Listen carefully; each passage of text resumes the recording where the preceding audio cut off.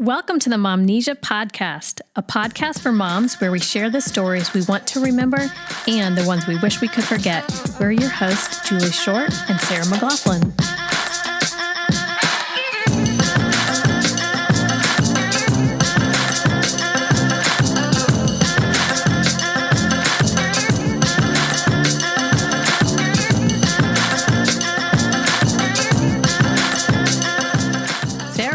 It's Momnesia time. Hey, Julie. How are you? I'm doing all right. How are you? I'm pretty good.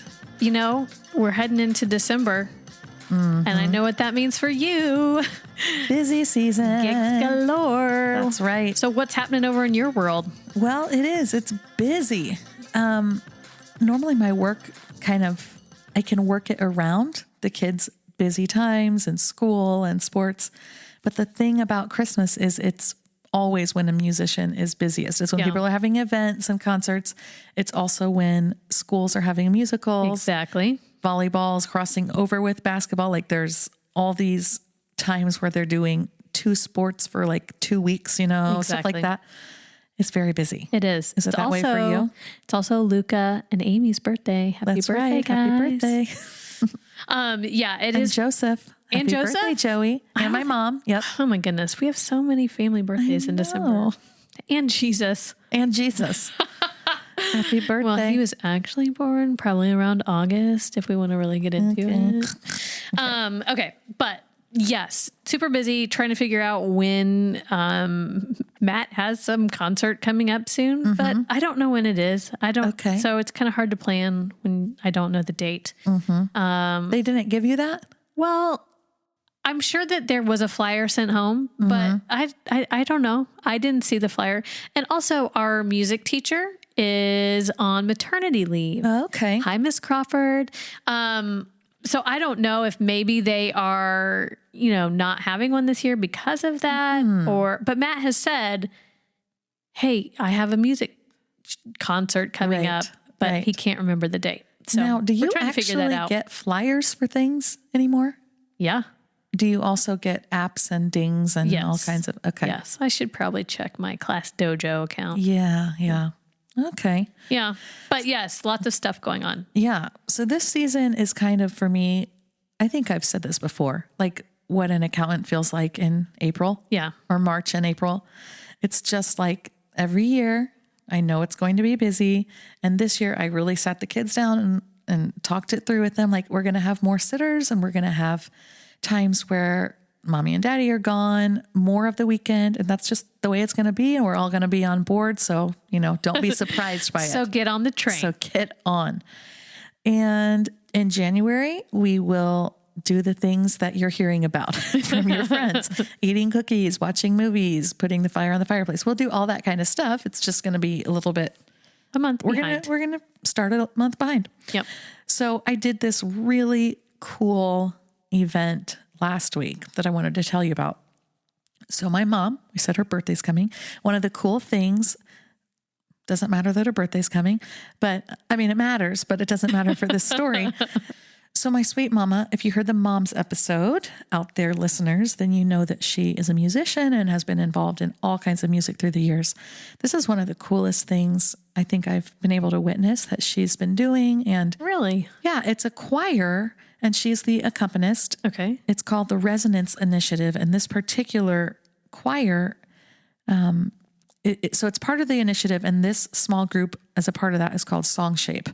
So every once in a while, I get to do a gig with my mom, but it's kind of rare. We're doing our own things in kind of different circles and occasionally overlap. So this was a performance where they asked if I would come be the guest artist and do some songs with them. So I had heard bits and pieces from my mom, but what it is it's for people with and people caring for patients with Alzheimer's and dementia. Interesting. So they do the choir together. Wait, so the people who are in the choir have... yes, a lot of them have it. And then the people with them are a caregiver or a parent or a spouse or a neighbor.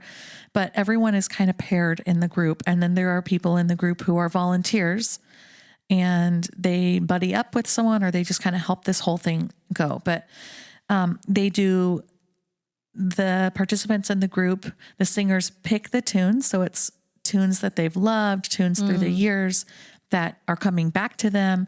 And the basis that really struck me was I didn't quite fully gather until I was there, like how powerful and transcendent this would be. But my mom works with them every week, and the founder and creator, Rick Cobb, had seen something kind of like this, I believe in Texas, and, brought it back here and was like, I would love to start this, and had people that got on board, and it launched. And so what was so cool is during this concert, it was their premiere concert.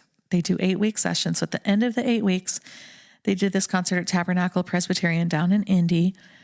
And in between songs, there were people that would share, and they would kind of give their narrative of, their story and what their experience in the choir had been as a pair. So some of the people that came up and shared, I think one lady, her name was Cindy, she shared it, this to me summed it up the best. She said, my husband and I met about 10 years ago. I was a cashier at Whole Foods. It was my second job. I'm a teacher. And he was the butcher, and he used to always come through my line and make jokes and, just hit it off. And then they got married eventually. And I want to say, 5 to 7 years later, he was diagnosed with Alzheimer's. And it has become the last few years where she's the caregiver and he's the patient. And it remains that type of relationship where it's hard for them to find a lot of commonality or find an equalizer where neither one is the one helping or and one is helped. The one the helpee. So she shared about how this experience has been one of the only things they participate in where they're both doing the same thing. They're both feeling the joy of the songs. They're looking at each other, and they're communicating through the words of the music, and just as in the choir doing the same role. Nobody's the helper or the helpee. Right. That is amazing. It is amazing. And I was really moved by what they chose to share and their vulnerability in doing so. And, it was just a really cool and moving experience, and different than entertainment is good also, but this was a totally different thing. It was entertainment, and it was a really powerful story. Yeah, it sounds like it. And I mean, this is not at that depth, but it reminds me of things that I've seen on Facebook, kind of passed around on social media, where you may be in a assisted living facility or things like that, where there are people that you just see them come alive when they hear music, especially music probably from the past that they really resonated with, back in the day, and how powerful music can be. Totally. As, I don't want to say a tool, but as a point of connection. Yes, for people. Absolutely. And they did talk about, there's so much research that shows that music is kind of the last faculty to go as far as remembering songs, remembering the words. There are definitely lots of stories, both in this concert and outside, that Jeff and I have read as musicians or educators through the years, that talk about, names can't be remembered, stories can't be remembered, forming words, but something about the music, it's all there. Yeah. It's really crazy. And they also talked a little bit about how if you look at the very beginning stages of life in utero, they have done research that shows when a baby is born, the cry patterns, like the crying patterns, there are things that match the mother's voice. Wow. So really what they're learning is song in utero. They're not speaking, they're matching pitch, they're matching tone, they're matching timbre. And so they're like, what we have at the very beginning and the very end of life is song. And it was cool. Wow. Yeah. Isn't that cool? That's so cool. Yeah. Once again, all your things are so nice and deep and meaningful, and all mine are kind of corny. So forgive me, listeners. The Simpsons or something? No, but my kids, they did start singing the other day, Africa by Toto. Oh, yeah. And when I hear that song, I mean, I'm immediately brought brought back to childhood. I can almost picture myself in the gym practicing at Sunland Gymnastics in Phoenix, Arizona. And I look at my kids, I'm like, how do you know that song? Right. Like, where did you pick up this song? And they're like, we listen to it all the time. It's on my Spotify list. And Right. I'm like, okay, Right. whatever. But how that song can instantly take you back to a certain place and can even like bring up the smell associated with, because gyms have a very specific smell, and just hearing a song can bring me back to that place. Totally. And you know what? What? That is so deep. It is. I'm so deep. You're so deep. Oh, well. Yeah. So you know what I haven't heard about yet? Okay. Is your big trip. You told us recently that you were going out to Denver, and then we need the update. How was the conference? You know what? This is a good connection, because what you described sounds like a very intimate experience. And that is how I would describe this Enneagram training. Okay. It was very intimate. I don't have any other word to describe it other than that. The Narrative Enneagram is a tradition within the Enneagram that passes the information along through narrative. Okay. As evidenced by the word Narrative Enneagram. Right.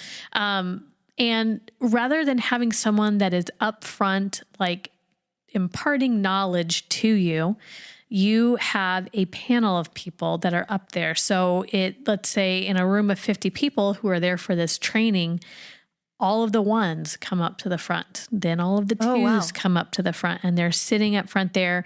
And there is a guide. Our teachers were Terry and Renee, and they are amazing.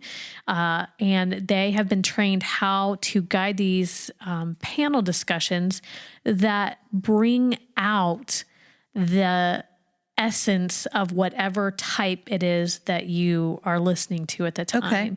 And many times it felt like you were sitting in on somebody's therapy session. Like, because people were very open and honest and authentic. I think people were all there for the same reason. Everyone wanted to learn and to grow.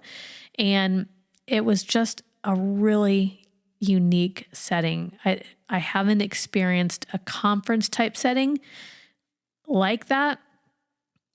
It felt to me more like a spiritual retreat. Wow. And the room was filled with people. A lot of them are practitioners. So there were a lot of spiritual advisors. There were a lot of counselors, therapists, coaches, people who are kind of in that helping profession. And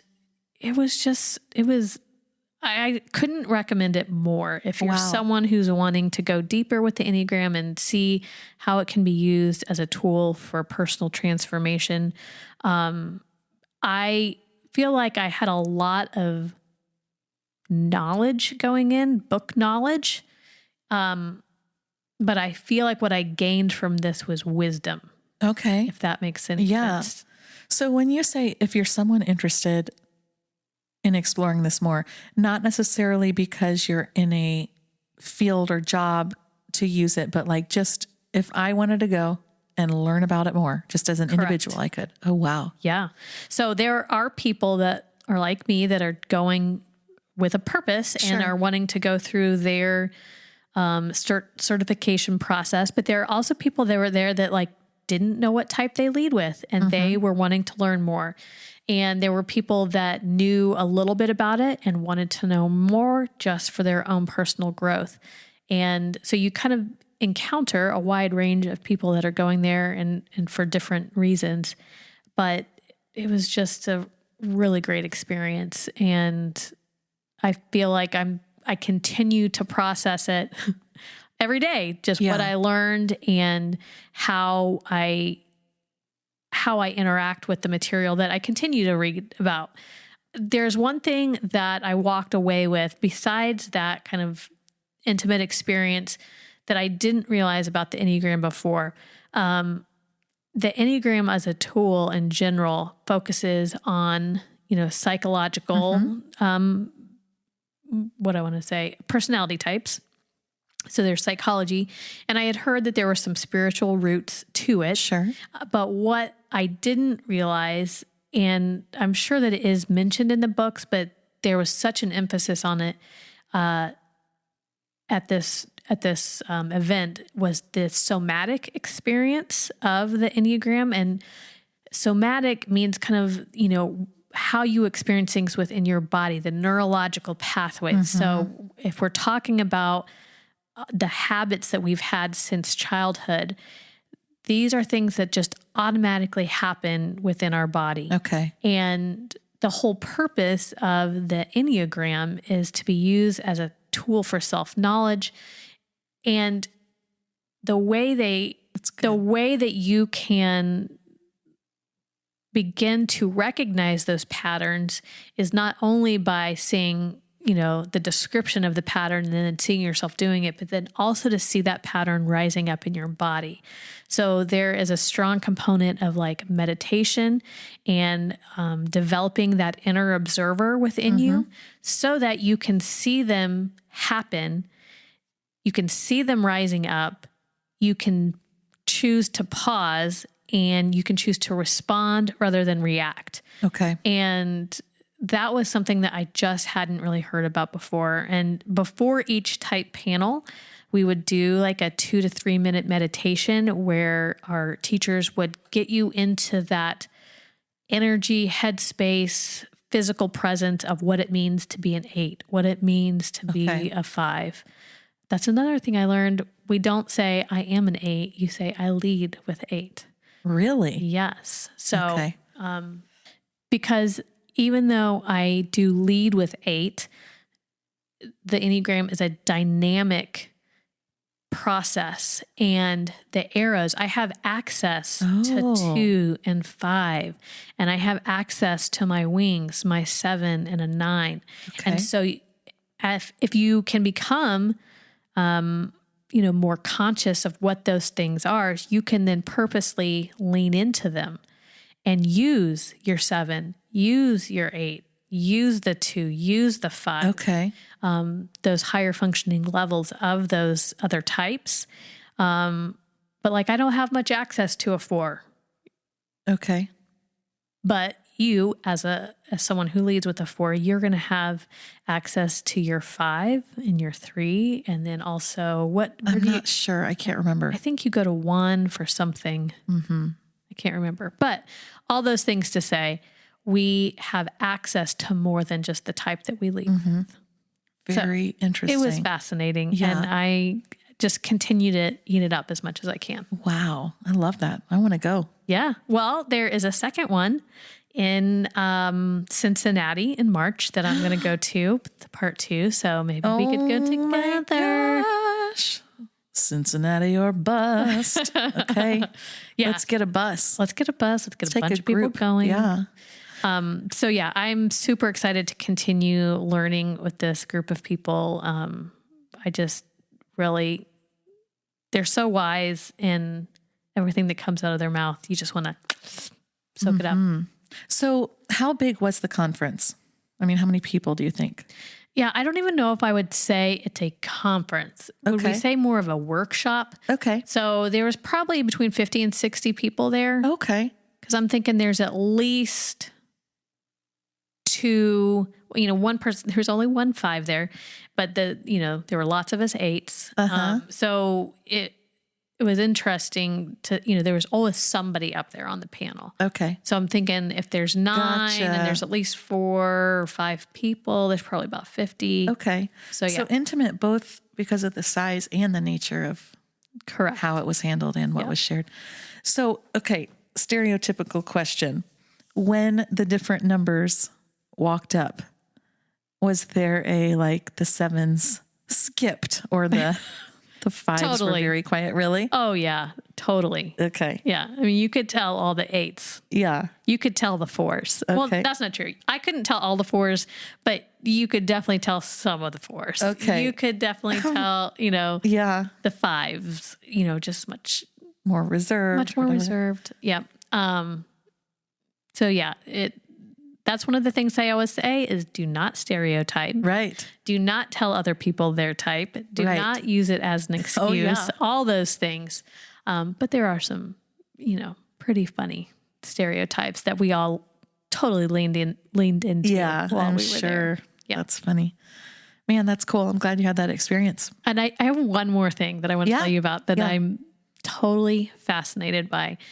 So one of our teachers mentioned when she was talking about something that she mentioned birth trauma and that she was doing some work with birth trauma. Yeah. And I went up to her afterwards and I was like, so when you say birth trauma, are you talking about trauma that you experienced when giving birth? Or are you talking about trauma you experienced as a baby as you were being birthed? And she's like, the latter. So the trauma that she experienced as a baby being born. No way. And I said, well, what do you think about this? My dad recently wrote his memoir, and in it, he mentioned, Julie almost died in childbirth. She had to fight for her life at that point. And she came out and she's been fighting ever since. Yes. And she just her eyes popped and she's like, give me a hug. Yes. And she gave me a hug. She's like, yes, that's exactly what I'm talking about. And she talks about how there are some somatic things and therapy, birth therapy that you can do that helps with that trauma. My gosh. And because those neural pathways are already starting right then and there. Mm-hmm. And so if you are in that, fight or flight mode and you're stuck in fight, you could be stuck in there. And there's some therapy you can do to help kind of turn that off. Oh, isn't that crazy? Yeah. And I'm also like, okay, but what if, this is going to get, okay. So 17,000 people had this type of birth and almost looked like textbook, whatever. Mm-hmm. 17,000 people are uniquely wired and all different temperaments.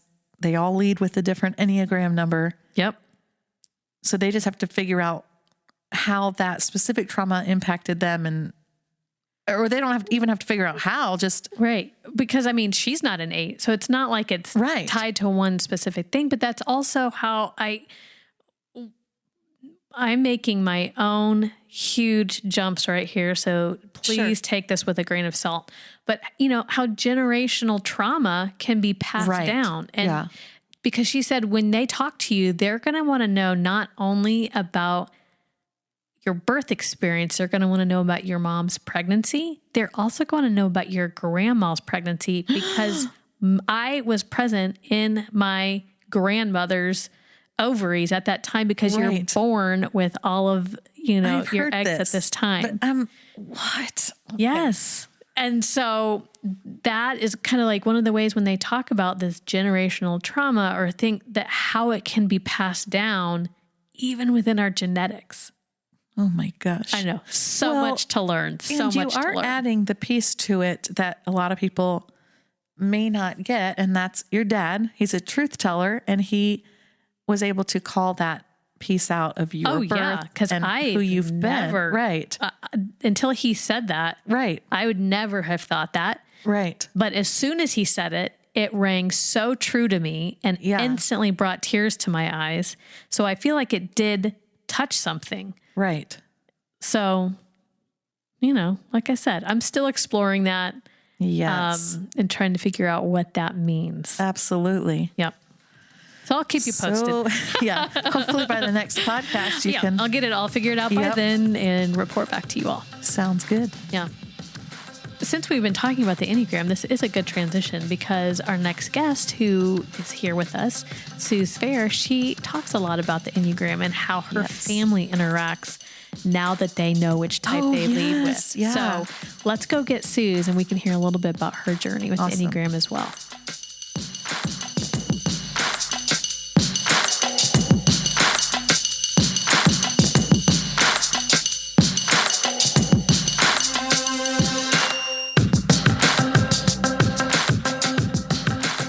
Suze, welcome to Momnesia. Thank you. Thanks for having me. My gosh, thank you for being here. I'm excited to have you, and I don't know that you'll know the many things that I think about you and feel about you. So I'm going to tell you a glimpse of that. Tell us how you feel, Sarah. Yes, tell us how you really feel. I need it. Yeah. So over the course of the last 10 years or so, especially, I don't know if you remember this, Suze, but one weekend, Suze and I were both the guests with a church in the Fishers area, Bridgeway Church, and we were at a retreat center.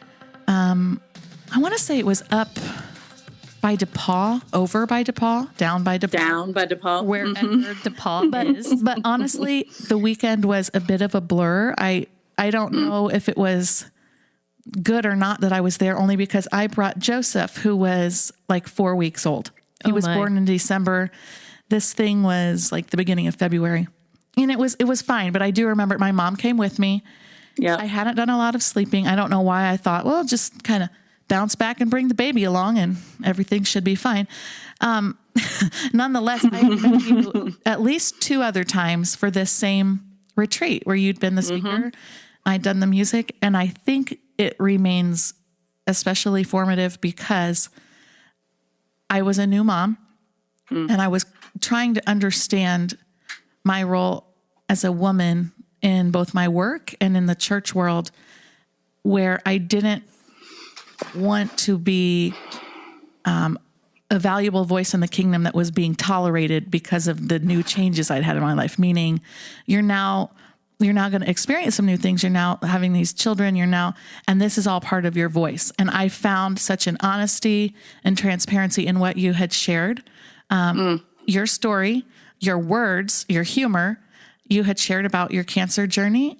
I hope that's okay that I'm saying that. Absolutely. It's part of my story. An open book with many things. And I think it's that sheer part of being so candid that it helped me to own my voice. And you bring so much cleverness to the way you present things and your stories and wit that I think it's pretty riveting too. So you're a great communicator. So as we were thinking of what strong women that can like be a good voice in this community, who can we bring on? You came to mind, of course, right away. And I was excited to reach out to you and see, like, we have to get Suze. Let's see if she'll be on it. So thanks for saying yes. And that's the intro I'm going to give you, but I want you to give your own intro more into the specifics of who you are, family life, and the work you do. Yeah. Give us your mom stats.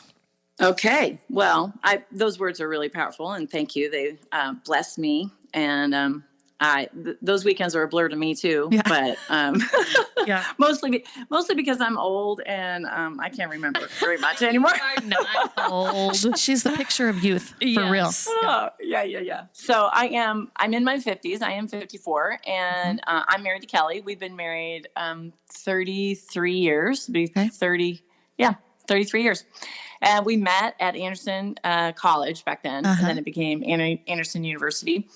And from the very beginning, I really wanted to be a mom. We got married, and but I'm a cancer survivor, multiple cancer survivor. So we knew at the beginning it was kind of it was iffy. Like, was it going to happen? Was it not going to? Could my body do it? I think was the big question we had. And for 9 years, my body couldn't do it. And we went through everything we knew to do. And we actually did conceive our first child. And then we miscarried that baby 4 months in. And I was done. At that point, I was like, no, this is too painful. I've already been through, my cancer started when I was 15 years old. And they've happened every decade. Yeah, like, so 15, 25, 35, 45. I'm 54. I'll be 55 in, 10 months. So that's a whole nother thread of the journey. I'm sure. But we decided we wanted to be parents more than we wanted to be pregnant. So we started pursuing adoption. So Benjamin came into our life 26 years ago and through adoption. And that was an amazing experience. To be adoptive parents, I think we would say marriage and parenting and also adopting have been 3 huge parts of our discipling journey. We're people of faith. And so God is center in our lives and in our home, in our marriage, around the kids.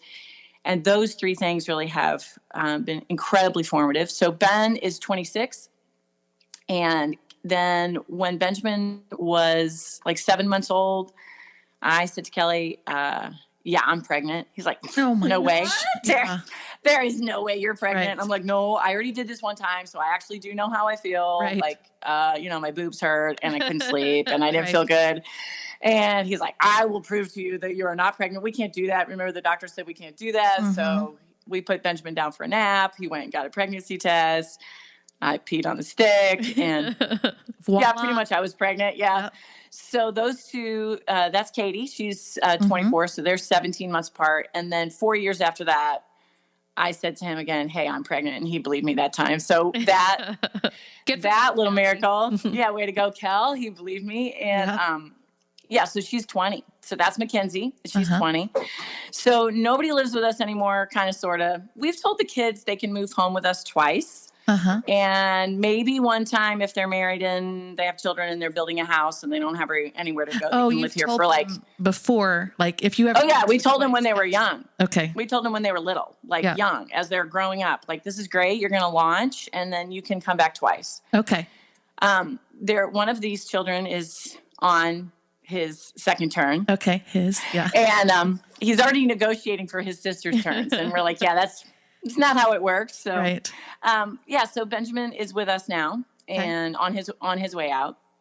And then Katie is in grad school. She lives in Indy and is getting her master's in social work. Okay. And then Mackenzie is a junior at Anderson and is Christian ministry major and also getting her MDiv at the same time. So that's those five, the five of us in a nutshell. Okay.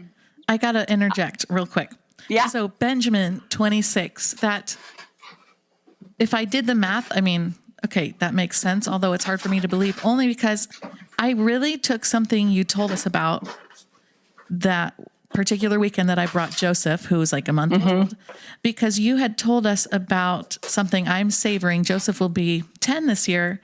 I want to say it was at his 13th birthday, but you told us about the different rites of passage that we kind of miss a lot. And it was like you had gathered, or Kelly had gathered the guys around him. Was it at 13 or how old? No, it was 16. We did it at 16. Okay. Yeah. So 10 years ago. Yeah. And so I have that like saved, tucked away, that like that was such a beautiful thing. It's something my husband and I have talked about, like those rites of passage, that if we were Jewish, we would do this. If we were, some other culture, we would recognize that. I love that. But he would have been, I guess you would have told us about it because he would have been 16. It probably had just that happened. Weekend. Yeah. Okay. Yeah. Because his birthday's in February. So it probably would have just happened. And it was top of mind, big in my heart. Very cool. Yeah. Yeah. Cool. And I think for me, part of my mom stats are that we prayed, before we even knew these kids existed, we were asking God for them, and we were asking God to be the boss of them from the beginning. And we knew that meant whenever they arrived on the scene with us, whether that was through adoption or fostering or biologically, or however he was going to make a family, he was going to make a family with us. We were confident of that. We were not confident of how that was going to happen because of all the physical stuff with me. But we really, as they started to arrive on the scene, we really just began to beg him to reveal himself to them at a very early age. And he did.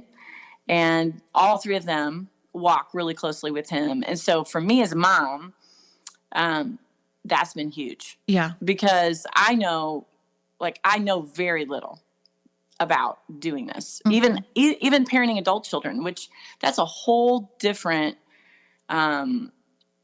that needs a whole different playbook. Like I don't like nobody even, I mean, I had friends who had adult children and we talked a little bit about it as my kids were growing, but I just wasn't ready for it. I didn't know what it would mean. My dad used to say, my parents are still living. My dad's 84, my mom's 83. And they've always been a huge part of our life. They've helped us with the kids a ton. And my dad used to say, you don't ever stop worrying about your kids. You just worry about different things. I'm not going to worry about my kids, Dad. Like, I totally trust God with my kids. And I'm like, well, crap, he was right. Like, you do. You just, right. It is forever. Yeah. And you really, you grow, of course, because you don't have a front row seat anymore. You kind of stand further back at these ages, at 26, 24, and 20, I'm not in the front row of their life anymore. We're very close. We talk a lot, but other people have the front row seats to their life. And none of them are married. And so they're all still single and navigating their lives in community. We're a part of that, but we are not the community anymore. Right. And so it's an amazing season, really, as a mom. Kelly and I talk about it a lot. As parents, like, these are the days we begged God for when we could not get them to go to sleep. Right. Or we could not, we were doing how old are you?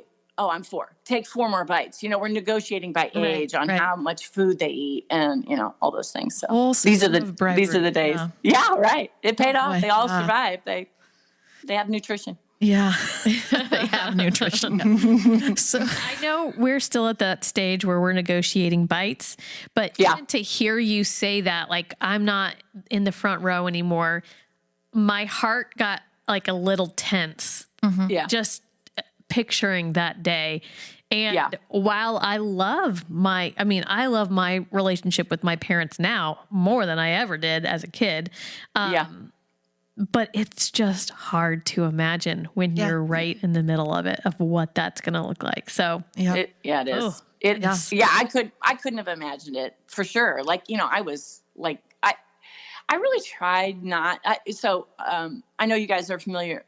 Live Enneagram. I don't know if how much you live Enneagram, but we really live Enneagram, and actually we live it with the kids, which is super powerful. So everybody, we have shared language and we talk about it. So our orientation to time is really, really different. So I'm always replaying scripts. I'm 4 with a wing 3, so I'm same girl. Constantly. I know.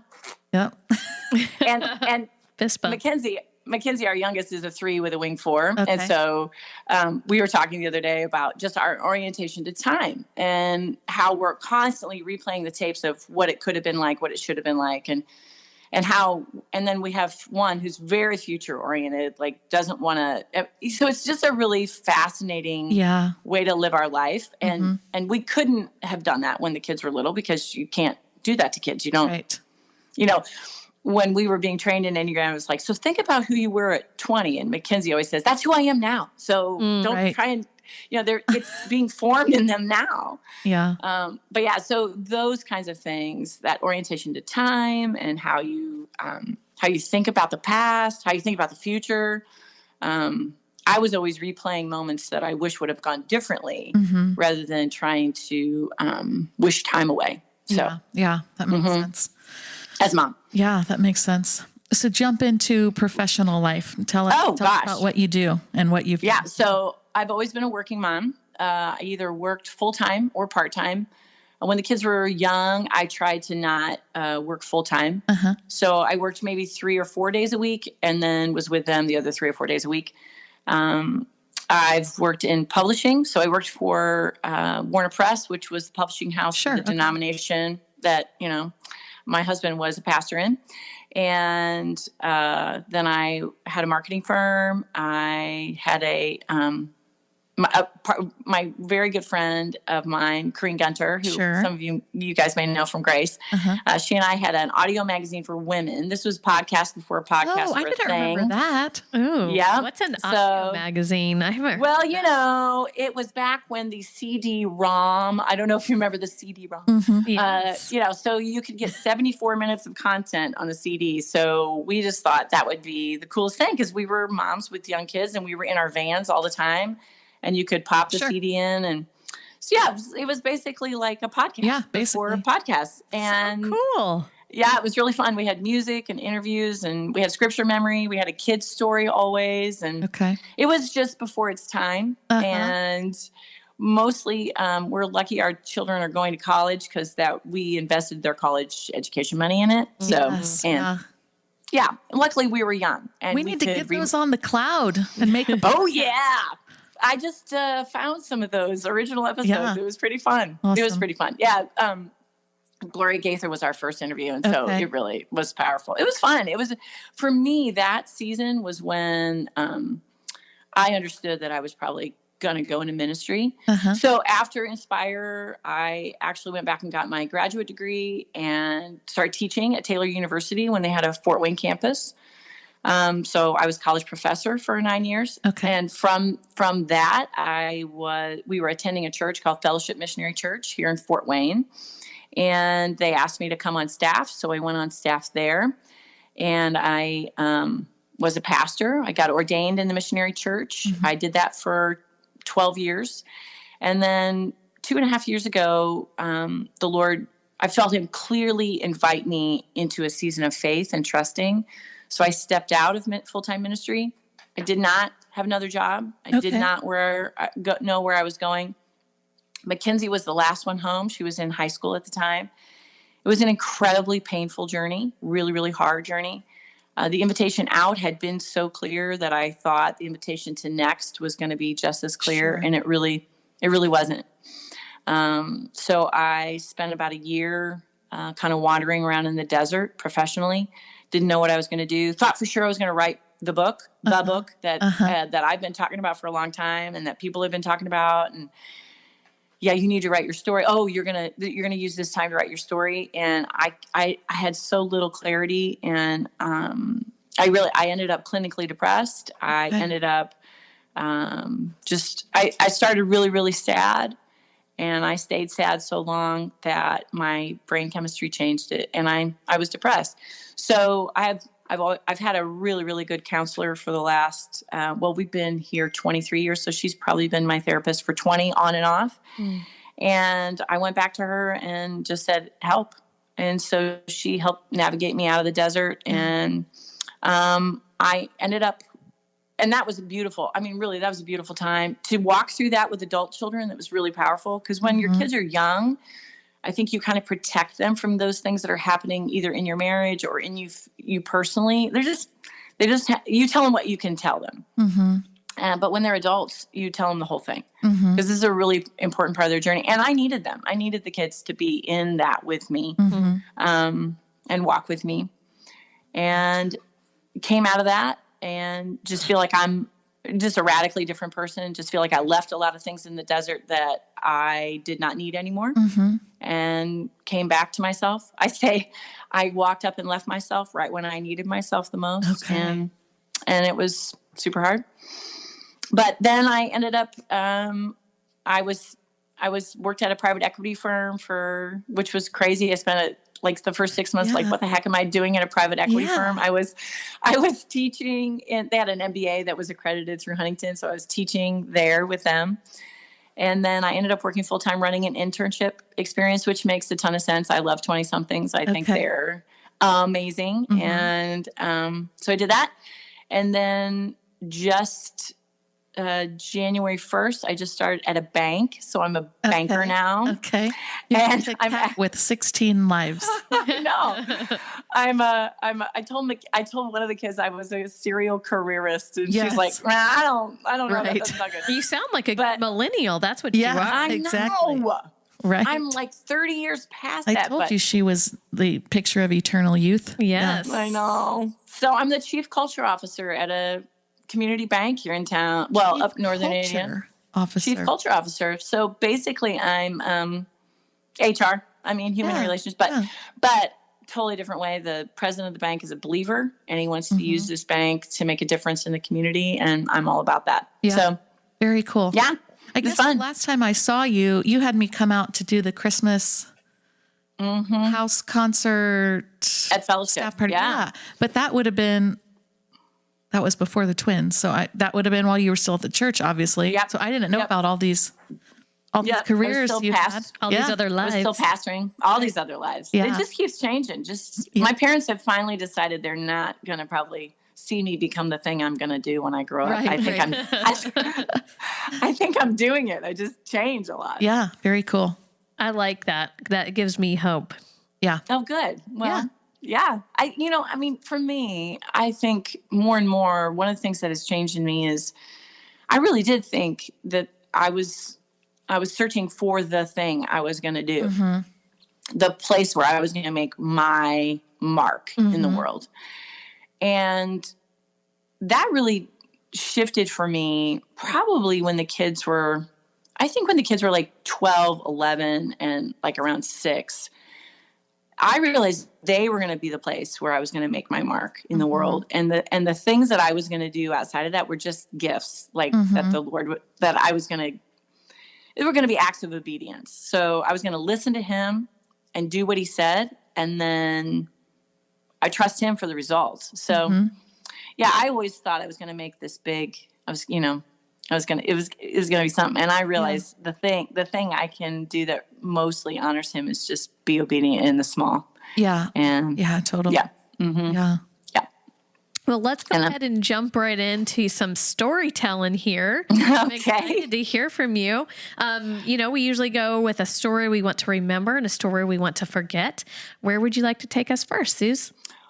Well, I think I'll start with a story I always want to remember. Okay. And because I think it builds on itself. So I mentioned earlier that Kelly and I, because of my own health things, we had struggled to have children biologically. And so we decided to pursue adoption. And we had a lawyer, and we had to work with a social service agency. We had to work with everybody. So we had as many players as could be involved were involved. Yeah. And so the moment I never want to forget is the moment that I was standing at the copier at Warner Press. I was director of marketing and marketing research at Warner Press, and I was standing at the copier, and I was making a copy of a letter we were going to send out with our Christmas card that year. And we were going to tell everybody we knew that we were trying to adopt a baby. So if you know somebody who knows somebody who knows somebody who has a daughter who's pregnant, it was one of those. That's what the lawyer had told us to do. Okay. So that's what we were going to do. Interesting. Yeah. Yeah. And I'm standing at the copier, and one of my coworkers, Becky, came up to me, and she was very dry. She was one of the artists. So I worked in the marketing advertising team, and she was like, "What are you doing?" And I told her, and she said, "Oh, well, I have a cousin who's pregnant. So I'm going to see her at Thanksgiving. Do you want me to tell her?" I'm like, "Yeah, tell her."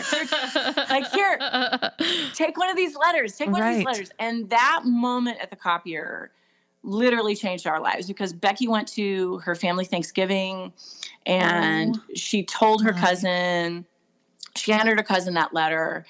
And that cousin ended up being Benjamin's birth mother. No way. Yeah. And she chose us. And so that started this journey. Becky thought her cousin was due in 6 months. Her cousin was due in 6 weeks. And so she got back, and it just started this amazing chain reaction of events that ended up us being Benjamin's birth parent, adoptive parents. And that was connected to his birth cousin standing at the copier with me. Wow. Now, I'll fast forward 25 years later, and I had taken a social media fast and was off all social media. Yeah, I noticed and I had gotten back on, and there waiting for me on Facebook was a private message from one of Benjamin's biological siblings. Wow. And she said, "My name is Candace." I recognized her last name immediately. She said, "My name is Candace, and I think your son is my brother." Wow. And I wonder if we could reach out to you and we could maybe make a connection. One, I love that she reached out to us, even though Benjamin was already 25 at the time. And so I talked to Cal, and I said, should we call her? Because not all opportunities are good opportunities. Sure. He said, "Why don't we pray about it and just see if we should?" So we prayed about it, and we felt like, yes, we should probably call her. So I called her, had the most amazing conversation with her.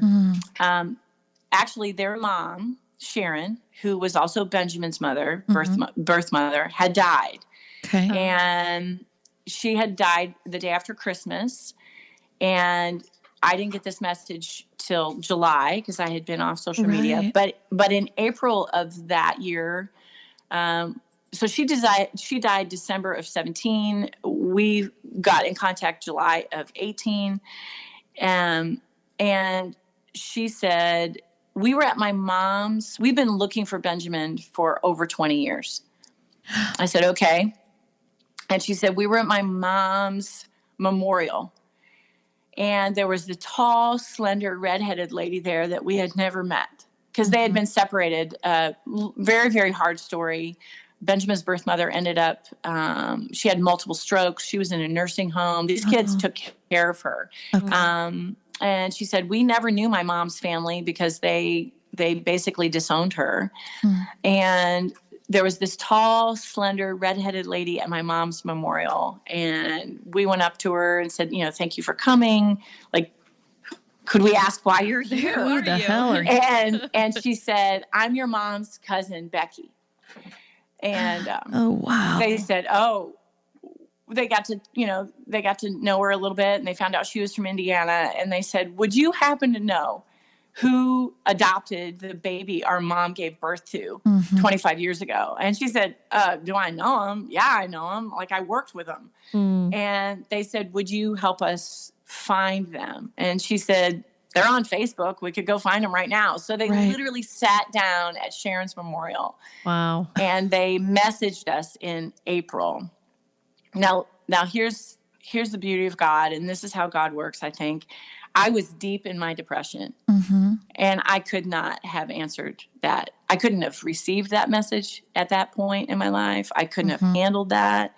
But by July, I was stable. I was settled. I was sure again on who I was and who God was and who I was to Benjamin and all of those things. So that ended up an amazing journey that I never want to forget, that started at a copier. Wow. And ended. And then in December, we went to meet them. So Benjamin got to meet from that side of the family, 5 of the 6. Okay. We call them the biosibs. So they are in our life now, and we email, and we're going to have a gathering coming up in a couple months, and we'll be together. And yeah, it's been a powerful, powerful part of our story. I saw pictures that you posted.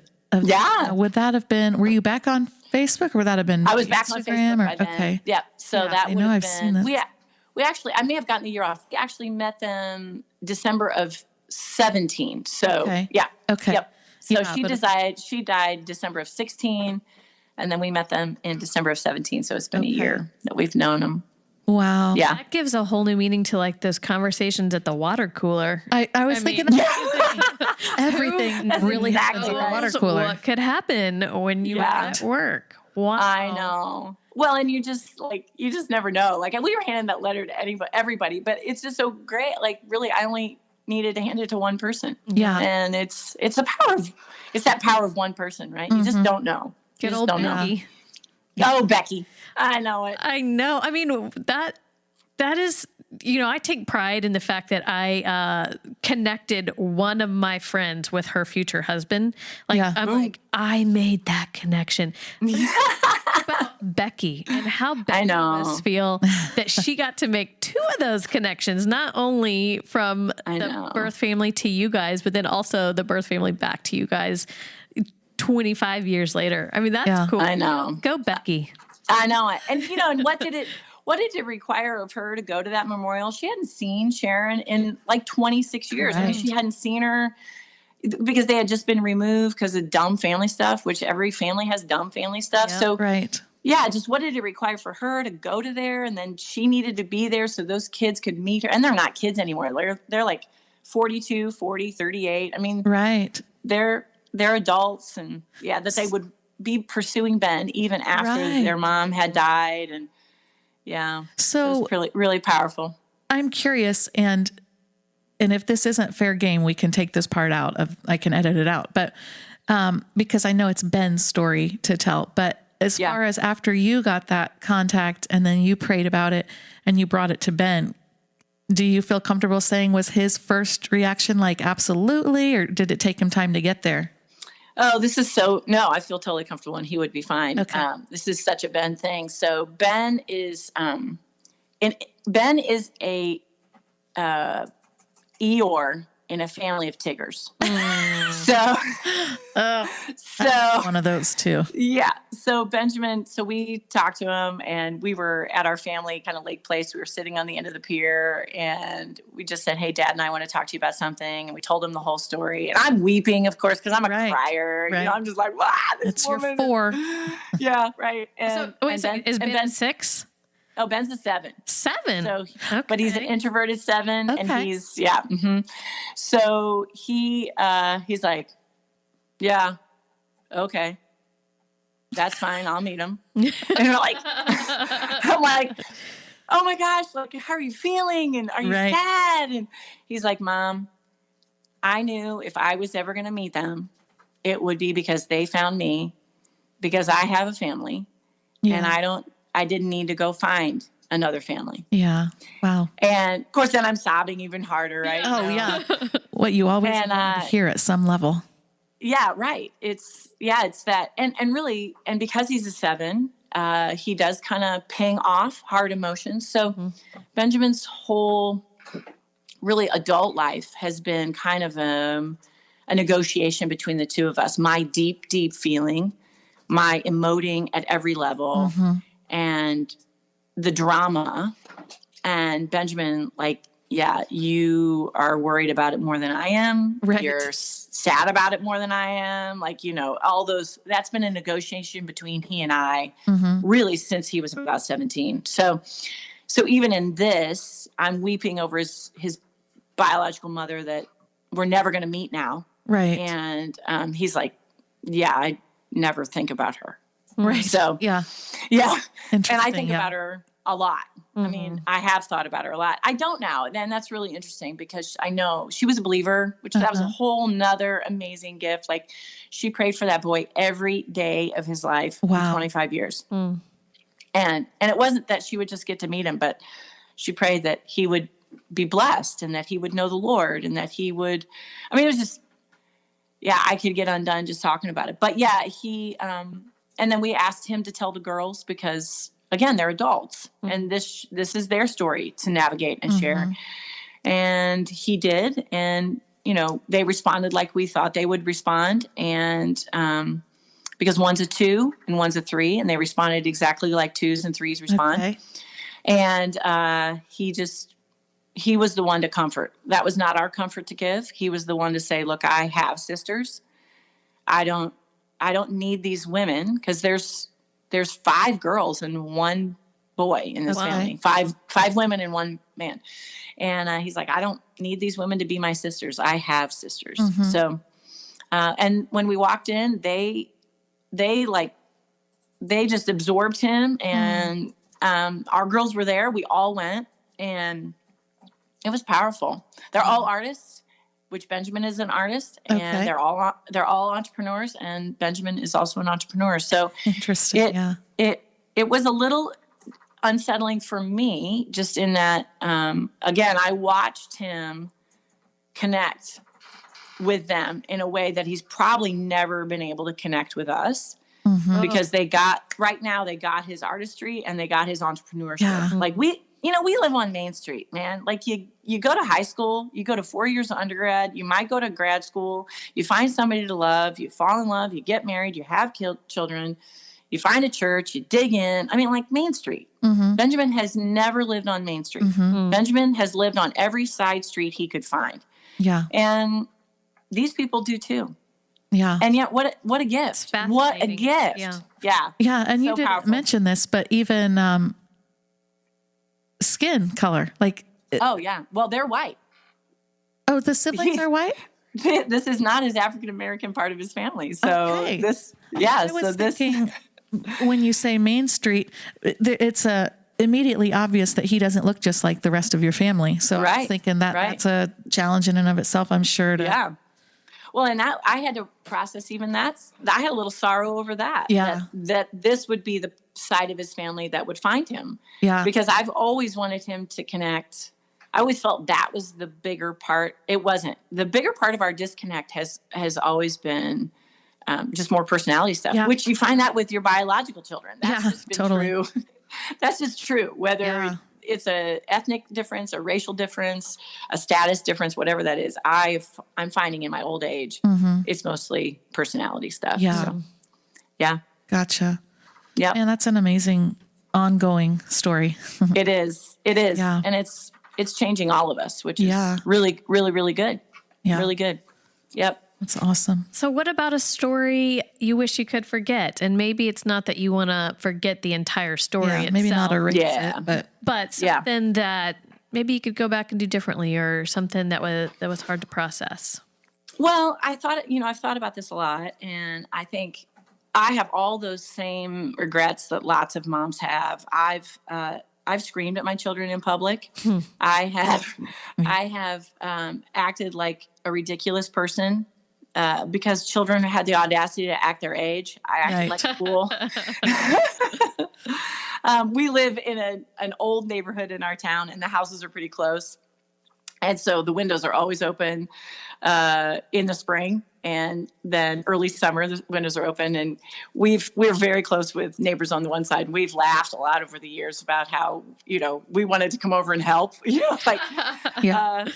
had children in timeout in their rooms yelling down to the neighbors, "Could somebody come let me out of timeout?" My parents have forgotten about me hidden up here in the room. So right. There's hilarious. But so a lot of those kinds of really natural regret. Right. I was thinking back to a story. The older two were out. They were teenagers. They were out after curfew. I was long asleep. We used to set an alarm next to our bed, and the kid had to come and turn the alarm off. So it was the alarm for their curfew. Oh, and gotcha. And because I would go to bed. So if the alarm went off, I knew they weren't home. So good idea. They called, and I was sound asleep, and they were calling to say, "We're going to be home late after curfew. We just want to let you know we're going to be home after." They were together at a party. "We're going to be home after curfew." And I completely lost my mind. I'm like, "You people are out of control. What is wrong with you?" Pot, kettle, black. Yes. Yeah. I'm like, oh, sound asleep. Like, they weren't out of control. They were actually being responsible teenagers, but in my mind, because they woke me out of a dead sleep, they were probably drunk on it. They weren't. They were just going to be. They were going to be 15 minutes late for curfew, so they won't let me live that down. Now I'm like, now we'll be somewhere, and they're like, "Are we out of control? Do you think we're out of control?" Right. Love to rub that into our moms, don't we? Yeah. We love to hold them to those stories. Oh yeah. I do that to my mother as well, even all these years later. But I think the one that I would love to forget, and yet it is incredibly formative, it's more Kelly's parents, Phil and Betty Fair. They have both passed away at this point. Love them a lot. They had moved to Oklahoma when our kids were like high school, middle school age. They had moved from Anderson to Oklahoma. And so we didn't have as much contact with them. We maybe saw them twice a year after they moved to Oklahoma City. So Phil had passed away. He's been gone about 5 years. And Betty, we had moved Betty back here with us to Fort Wayne after Phil died. So we were loving our life with her. She was not able to live with us. She had some health issues, so she was in assisted care. But we spent a ton of time with her. We always say we crammed a lot of life in with her. I feel like the kids were making up for the years that they didn't have her close. So Benjamin and his girlfriend at the time picked her up for church every Sunday morning and brought her to church with us. And Katie, who is the number 2 child, she was home from college, and she had Tuesday night. They would watch Westerns together. She would go over to her apartment and watch Westerns. And then Mackenzie was still in high school, and they just spent a lot of time together. So Betty was over to our house for Mackenzie's birthday. It was in July. She'd lived in Fort Wayne about 3 months at the time.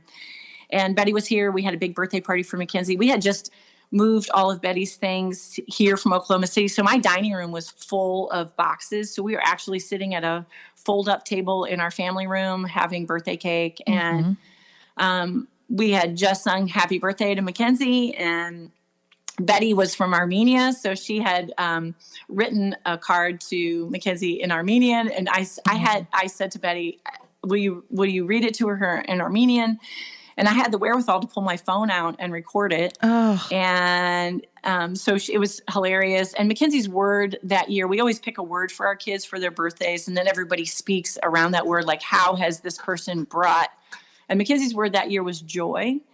And so how has Mackenzie brought joy into your life? And Betty had just spoken that over her. And she ended up having a massive stroke in our dining room. And Goodness. like 15 minutes after we did all of that together. And she ended up that night. So they transferred her to the bigger hospital here in town. They took her to the one right close to us. We were all there. So we ended up at a big hospital just 10 minutes from our house. The kids were all there. And I think this is one of those moments that I don't ever want to remember, but I can't forget. Sure. We're all in the room. Betty's on life support at that time. She's definitely gone home to be with the Lord, but she's there. The kids are all in the room, and it was powerful. We sang her, I believe we sang her into the arms of Jesus. We sang, it is well, as everything was kind of unplugged and all the manufactured ways to keep her with us were removed. And we sang It Is Well, and she was well and good. And those kiddos they were adults by then, clearly they were 18, 21 and 22 at the time. And they just sang her right into the arms of Jesus and Papa Phil. And I don't replay that moment because I don't want to be in that moment. Right. But I don't really ever, that changed us as a family when you stand in the room and do that together. But what a privilege to be able to share that together. Lots of grandkids don't get to do that. Yeah. And so, totally. And they were amazing. They were stellar human beings. They were the people, I even had the moment of like in my own grief and watching Kel as he was transitioning, his last parent home to heaven. Right. Like, who are these people that we have raised? Because they're pretty spectacular. Yeah. So, yeah. Oh, what a holy moment. Yeah. It was really, really special and horrible. Like horrible. Horribly painful and yet incredibly beautiful. So thank you for sharing it with us. Yeah. That's a big one. Beyond the yelling and screaming and being an idiot as a mother, like small daily things. Did I say daily? Yeah. Yes, daily. Absolutely. They were daily for sure. How does your daughter approach her birthday each year as a result of that experience? Yeah, it's really hard. It's been really painful. She has wrestled with some trauma because of it. Very traumatic. And for all of us, really. Yeah. I mean, I think she was probably just as the youngest, and because it was her birthday. So we were very mindful as we, the first couple years after, to really just talk about Grandma and, what that meant, what that night meant, and what Mackenzie's birthday means going forward. So I think now it's become a sweet reminder. I think for the first couple of years it was super painful and like tempted to not even really, let's just not even do my birthday. Right. I'm like, no. Birthdays are still really, really important. And this one will always be really important because it'll be a reminder of Grandma Betty and who she was to us. So. Yeah. Wow. There's another thing I want to go back to, because you talked about your book, the book you've thought you do. I remember you talking about, this may be a totally different thing. It was something about how we sabotage hope. Is that a totally different train, or did it have to do with that? That had to do with Benjamin. Benjamin, actually, I mean, it's in there. It's in the story, but it is. Okay. We used to call Ben the saboteur of hope. Okay. And and I don't know, maybe every family has one. It's the kid who opens the birthday presents early because they can't stand. Like, what if I don't get what I don't want? Yeah. But yeah, and I think we all kind of do that. Yeah. I remember you talking about that. I do it too. Yeah. Okay. I do too. Like, it's just almost too much to hope for. What if it's not as great as I've built it up in my mind? So I'm gonna pick a fight on date night because it may not end up like I hope it would. Yeah. And so I'll just pick a fight. Totally stuck with me. You talking about that? Yep. Well, you've really taken us on a journey with your stories, and I, again, as always, appreciate that you are able to articulate I think a lot of that's the 4 in you too. Like you are able to ride the highs and lows and willing to let us bear witness to it. So thank you for that. Absolutely. So we're going to take you now to the mom seat. And if you have not experienced the mom seat before, it's kind of like the hot seat. And we're going to give you 2 answers for each question. And you have to pick the one that resonates most with you. Are you ready? I am so ready. Okay, here we go. Disposable or cloth? Yeah, Disposable. we're going back to baby, aren't we? Yeah. Oh my gosh. All day long. That's just class. I'm sorry. Bottle or breast? Bottle. Pinterest mom or Amazon Prime mom? Oh, Amazon Prime.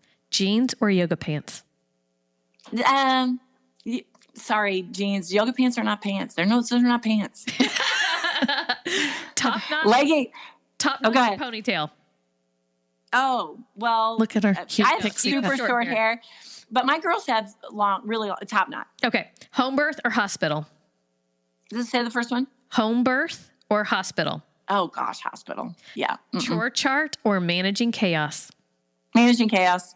Gender reveal or find out when it pops out? Find out when it pops out. Instagram or Facebook? Instagram. Homemade or store-bought? Oh, well, sure. Store-bought. Unwrapped and putting it in my own bag. Yeah, go ahead. Go. Lullabies or sound machine? Oh, lullabies. 5 servings of veggies per day or month? Gosh. Month. Yes. I love that snort. President of the PTA or I'll send in some goldfish? I'm sending in some goldfish. Yes. Bubble bath and a good book or girls' night out? Oh, bubble bath and a good book. Weekly. That kind of surprises me about you. I don't really. know why. Well. Now you're talking to the 54-year-old version of me. I mean, maybe back then it would have been girls' night out, but let me out anymore. of this house. Yeah. Okay. Yeah. Weekly meal plan or McDonald's drive-through? Oh, weekly meal. I mean, neither. Like, yeah. Yeah. Somewhere in between. Yeah. We had a weekly meal plan. Yeah. I'll say that. Homeschool or go to school? Go to school. Get out of my house. In your home, Freebird or robed up? Say it again. In your home, are you Freebird or robed up? Naked? Oh, or robed up. Robed up. Favorite parenting resource? Oh, like you just asked me to fill it in? Yeah, this one. Yeah, sorry. Okay. I kind of go off script here at the end. That's okay. Well, your gut. I think you can trust your gut. And then parenting with love and logic. That's an old one, but somebody else said that. Yeah. I would totally grab that forever. Favorite place to buy kids' clothes? Oh, consignment stores all day long. Awesome. And you have completed the mom seat. Oh, see, now you're going to have to get one for old moms. I know. I was thinking this is very young, but I thought there might be some commonality that Yeah. No, it's totally good. goes through there. Well, thank you so much, Sue. You're welcome. You have been such a joy to chat with and meet. This is my first time meeting you. Yeah. And I love your story. You never forget your first time. That's true. That is true. As we said before. Tell Kelly we said hello, and I will do it. We hope that you're enjoying this season of your motherhood journey. Thanks, Suze. Thank you. We'll talk to you soon. Thank you. Bless you. Bye. Bye-bye.